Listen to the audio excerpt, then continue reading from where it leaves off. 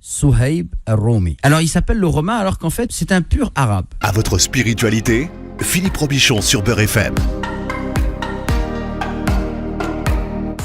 Chaque semaine, un nouveau compagnon. Et cette semaine, il s'appelle Suhaib Rumi. Suhaib al-Rumi. Et Rumi.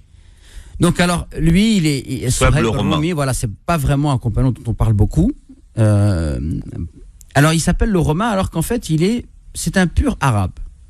Son père était gouverneur d'une province d'Irak, proche de Bassora. Et il va recevoir une excellente éducation, puisque son père souhaite faire de lui son successeur, donc un gouverneur. Donc c'est quelqu'un d'instruit, de bien éduqué, d'intelligent.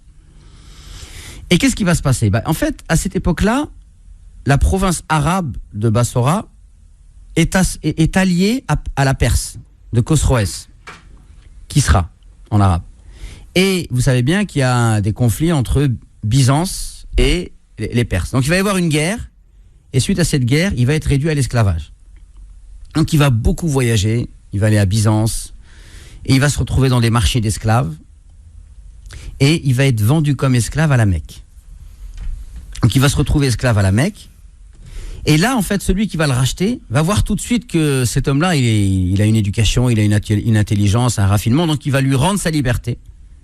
Et il va en faire son associé dans le commerce. Et donc, Suhaib est un fin commerçant, c'est un fin négociateur, et donc très vite, ils vont s'enrichir. Donc, il va devenir très très riche, mais il va être marqué par son expérience à Byzance, parce qu'il a rencontré des moines chrétiens qui lui ont dit que ça, c'est une époque où va sortir un prophète.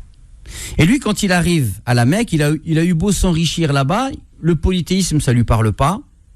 Les mœurs des gens de la Mecque ne lui parlent pas, donc il est d'un autre niveau intellectuel, il a besoin d'autre chose. Il cherche à nourrir son âme, et donc forcément, il a beau s'enrichir, mais il n'est pas comblé. Et lorsqu'il entend qu'il y a un prophète à la Mecque, alors il va faire partie des premières personnes qui vont se convertir. Donc il va se convertir à l'islam. Et le problème, c'est que comme c'est un homme libre, certes, mais il n'est pas de la Mecque. Donc il n'a pas d'appui d'une tribu. Il n'a pas un appui tribal. Et donc forcément, à la Mecque à l'époque, quand vous vous convertissez à l'islam, vous avez beau être libre et avoir de l'argent, si vous n'avez pas un appui tribal, qu'est-ce qui se passe ? Vous êtes torturé. Donc il va subir les mêmes choses qu'ont subi des gens comme Bilal, comme Ammar ibn Yassir et ainsi de suite. Donc il va être sévèrement torturé, mais il ne va pas délaisser sa foi. C'est un fervent croyant et un fervent défenseur de la cause de l'islam. Et lorsque le prophète va émigrer, donc il va vouloir lui aussi faire l'émigration, mais il va être emprisonné. Il y a même certains savants qui nous disent qu'il aurait dû émigrer avec le prophète et Abu Bakr. C'est vous dire le rang qu'on lui accordait. Faire partie du groupe. Ouais. Voilà. Accompagner le prophète dans l'immigration, c'est pas donné à tout le monde. Ali salatu wassalam. Et donc, qu'est-ce qui va se passer ? Il va se passer qu'il va être emprisonné. Donc, il va être emprisonné. Il va essayer à maintes reprises de s'échapper. Et une fois, il va réussir. Il va réussir à s'échapper. Il va prendre de l'avance. Et les gens le suivent. Et lui, il a une particularité. C'est un excellent tireur à l'arc. C'est un très bon tireur à l'arc. Et donc, il se met face à eux. Il leur dit, écoutez, vous savez que je suis beaucoup plus habile que vous au tir à l'arc. Donc, s'il y en a un qui s'approche, le temps que vous me capturiez, je vous aurais déjà tous tués. Donc, laissez-moi partir. Et eux, ils lui disent, il s'est tendu, ils veulent pas, etc. Et puis, à un moment donné, il y a une négociation. Ils lui disent, écoute, on te laisse partir à une condition. C'est chez nous que tu t'es enrichi. Donc, tu pars de la Mecque, mais on te prend toutes tes richesses. Il leur dit, d'accord, il n'y a pas de problème, et je vais même vous indiquer un endroit où j'ai caché toutes mes richesses. Et comme ça, vous prenez tout. Et donc, il a fait un deal avec eux, et il est parti. Et qu'est-ce qui va se passer ? Donc, quand il va arriver à Médine, le prophète va le recueillir, et à plusieurs reprises, il va lui dire, la vente fut prospère. La vente fut prospère, ya Suhaib. Et il va lui dire ça plusieurs fois. Donc, c'est un hadith du prophète qui fait référence à Suhaib. En gros, le deal que tu as fait avec les Qurayshi, tu as accepté de délaisser toute ta richesse, eh bien, sache que ça a été prospère. Et mon cher Philippe, peut-être le plus marquant dans cette histoire-là, c'est qu'il y a un verset du Coran qui va descendre sur cet homme-là. Et regardez, des fois, il y a des versets du Coran qui sont descendus dans des situations et sur des hommes. On ne le sait pas forcément. C'est pour ça que je voulais réhabiliter, on va dire, Suhaib al-Rumi. C'est le verset 207 de la sourate 2, dans lequel Allah subhanahu parle, et il dit « Il y a parmi les gens ceux qui se sacrifient pour la recherche de l'agrément d'Allah, et Allah est compatissant envers ses serviteurs. » Donc ce verset-là concerne toutes les personnes qui vont se sacrifier pour Allah subhanahu wa ta'ala, mais en premier lieu, il concerne Suhaib al-Rumi. Donc il était appelé al-Rumi, pourquoi ? Parce que comme il avait été capturé par Byzance et qu'il avait été acheté sur un marché d'esclaves qui était vendu par les gens de Byzance, il était appelé al-Rumi pour cela, mais il était aussi appelé al-Rumi par le fait qu'il avait une noblesse dans son éducation et dans son comportement qui faisait qu'on voyait qu'il se distinguait des Arabes par la noblesse de son comportement, au point que le prophète a dit de lui, cet homme-là, il a tellement un bon comportement et un bon caractère qu'il ne désobéirait pas à Allah, même si ce n'était pas quelqu'un qui croyait et qui craignait Allah.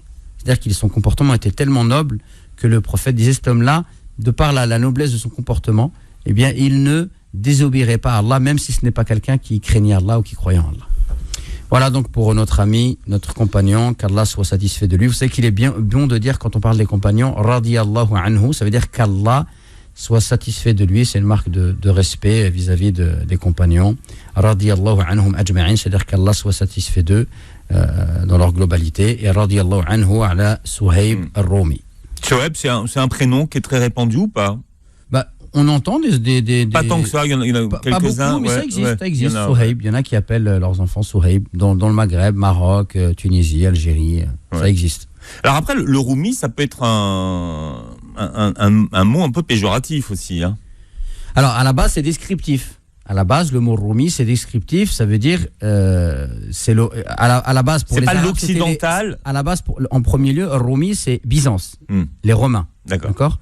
D'ailleurs, il y a une sourate dans le Coran qui s'appelle sourate Rum. D'accord. Et il y a un verset qui dit Roulibat Rum. Donc c'est un terme coranique. Donc ça désignait donc Byzance. Ensuite, par la suite, c'est vrai que ça désignait en fait celui qui n'est l'étranger. Et effectivement, parfois dans la culture populaire, Romi, même les Berbères ils utilisent ce terme chez nous au Maroc. Romi, ça peut être le blanc, le français, celui qui n'est pas comme nous, etc. Puis ça peut être, des fois quand on parle des étrangers, on dit qu'on a peur de ce qu'on ne connaît pas. Parfois, on a tendance à les dénigrer, on s'en méfie, on a un peu peur. Donc forcément, il peut y avoir cet aspect. Sinon, si vous l'entendez, c'est que vous faites traiter de romain. C'est pas très grave. Ouais, c'est pas très très grave. C'est pas insultant en fait. Bien. C'est vrai que c'est un compagnon très peu connu. Hein. Donc effectivement, et chaque semaine, vous évoquez des compagnons qui peut-être sont moins connus que d'autres. Voilà, effectivement. Et puis surtout, peut-être l'intérêt, c'est de connaître ces compagnons du prophète, de voir leur diversité. Et chaque musulman, il peut s'identifier à un compagnon. On avait parlé d'un compagnon qui était très rigolo, qui faisait beaucoup de blagues. Si parmi ceux qui nous écoutent, une personne, elle a aussi l'envie d'être dans l'humour, etc., elle peut s'identifier à un compagnon. Là, lui, en l'occurrence, on voit que c'est un compagnon qui n'était pas à la Mecque. Et donc, un Rumi, qui avait une certaine noblesse dans son comportement, pareil, des fois, il peut y avoir des gens qui se convertissent à l'islam et qui sont dans certains rangs, d'une certaine éducation, mais peut-être qu'ils peuvent s'identifier dans ce personnage.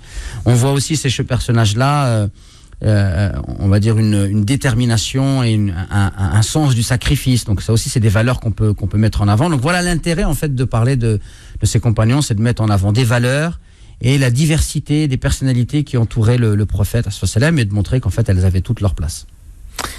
Vous retrouverez cette histoire également en vidéo puisqu'elle est filmée. Donc chaque semaine, vous répondez en troisième partie à une question qui revient souvent chez les musulmans.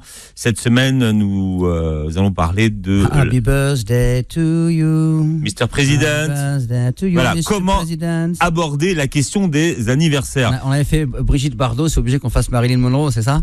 Exactement, c'est la suite. Brigitte Bardot, c'était la semaine dernière. Ouais, c'est ça. Au Fraccinet. Donc si vous aussi, vous avez des questions qui reviennent souvent, vous pouvez les poser à l'imam Ismaël Mounir 01 53 48 3000. C'est le numéro du standard de Beurre FM.